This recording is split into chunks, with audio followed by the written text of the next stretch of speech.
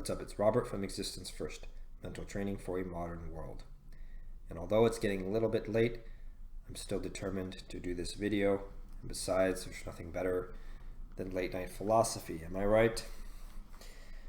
So about this question, is human behavior automatic? Is human behavior automatic? The short answer is yes. And I've come to that conclusion from working 10 years in the field of psychology and from studying philosophy for many of those years. I will admit, though, that it was a tough pill to swallow. It took me many years, and this began, I'll tell you how it began, in high school. Because in high school I was living in Chicago. You know, the winters are brutal there, and after one particular winter we had a sunny, beautiful day, the first day of spring. It was the first sunny day of the year, and so I did what any high school skateboarder would do. I went to the skate park, but there were also baseball fields, soccer fields, and so pretty much the entire town came out and was there. But the weird thing was that as I saw everybody leaving their house in unison to come to the park, I honestly got like a little bit depressed. It was really weird. I was thinking, like, is this humanity? Is this humankind? Are we just conditioned, by our environments to come out when it's sunny? Are we just robots? Are we puppets to our environments? And so it started to trip me out. I started to feel really bad about it. But an important lesson is that whether or not you like something is not an indication of whether or not it's true.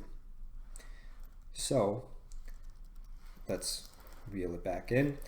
I ended up studying psychology, and one thing that I learned, actually one of the valuable things I actually learned in university, is this.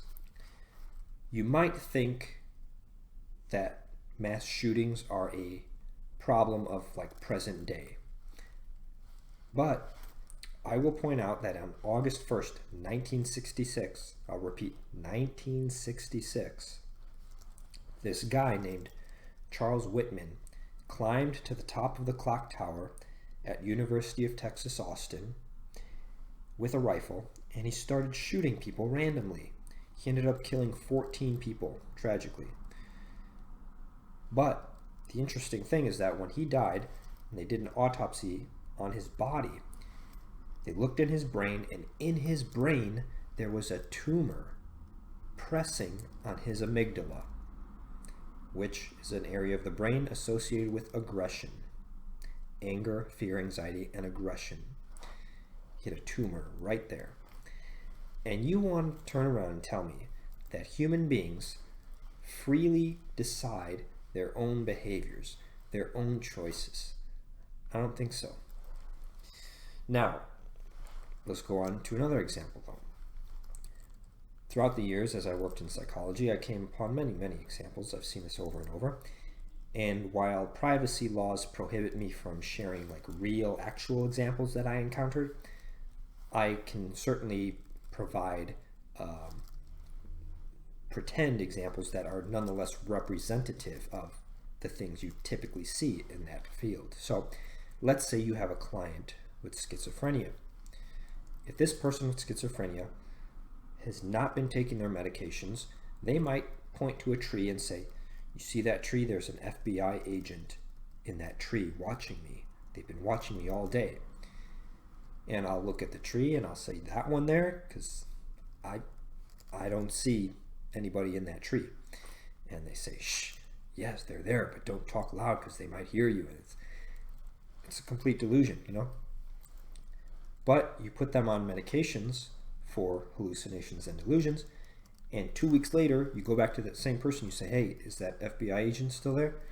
And they say, no. And you say, why not? Where'd they go? And they say, I don't know. But the point is, their complete perception of reality is changed because of what's going on in here. So, is our behavior automatic? I think it is. And then if you're a loyal watcher of this channel, you might be thinking, well, Robert, you know, what's up with all those videos you make about we're free to decide our own lives and to choose our essence and create ourselves, and right, all this existentialism stuff. Well, that's all true still, but there's a little bit of a twist. It's like, that's kind of like how you have to play the game, right? You have to play the game from the first person perspective. That's what a human, like subjective human consciousness is like. You have to just presuppose that you're free, because you can't go to a restaurant, sit in front of the menu and say, well, you know, I am just determined by my genetics and my upbringing, and all of my choices are already made by my environment, so I'm going to see what my environment makes me decide. Like, you can't do that. You have to say, okay, well, which item do I want for lunch? And you're going to pick a sandwich and go with that. So there's this presupposition of freedom, and that's just how you play the game. Now, there's this whole other question of, like, well, is this kind of a depressing way to look at human life? And I think at first it might be, because it was for me. But I got through it. I've come to a place where I'm actually very optimistic about humans and our potential and what we're capable of. But I use the word capable, right? Capable. It was just 2,000 years ago that in the Roman Colosseum, people entertained themselves by watching prisoners be eaten alive by lions. Like, that's barbaric. And even today, I mean, we have people storming the Capitol, the country's Capitol building. It's like, what is going on here? But there's a lot of potential if you look at the time span of human development on this planet, that it was commonplace several hundred years ago to bring slaves from Africa and sell them, like human beings, to sell them. Like, people did that. And it became outlawed, and you really don't see that anymore. There's still forms of human trafficking, which is horrible, and that's sort of our next step to handle.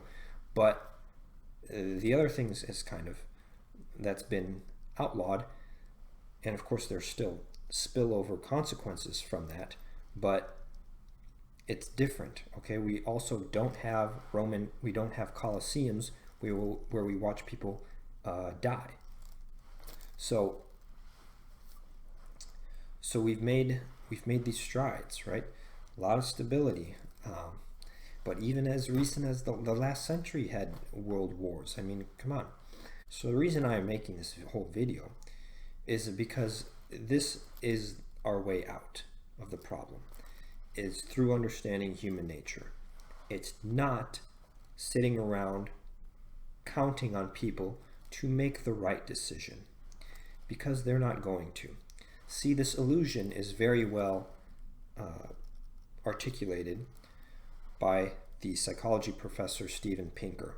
He wrote a book called The Blank Slate, which is about human nature. And he says in that book, ordinary events have causes, it seems, but human behavior has reasons. And if you think about it, well, how does that work? You know, if you ask, why did the baseball fly over the fence? Well, it's because the bat hit the ball, and so the bat caused the ball to go over the fence. But you ask, why did the person run from first base to second base? Then you hear these answers like, well, they wanted to steal second base. They thought they could make it to second base. They wanted to score another run for their team. All this stuff.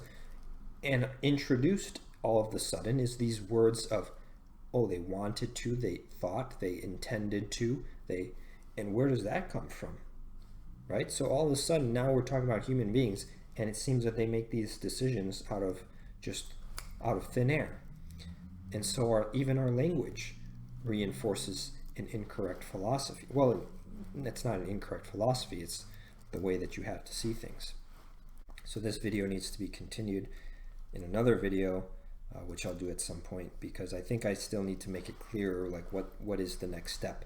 What do we do with this knowledge? How do we move society forward to a more peaceful and stable society? So that's all for now. Comment below your thoughts, your reactions, and remember to think deeply and put your existence first.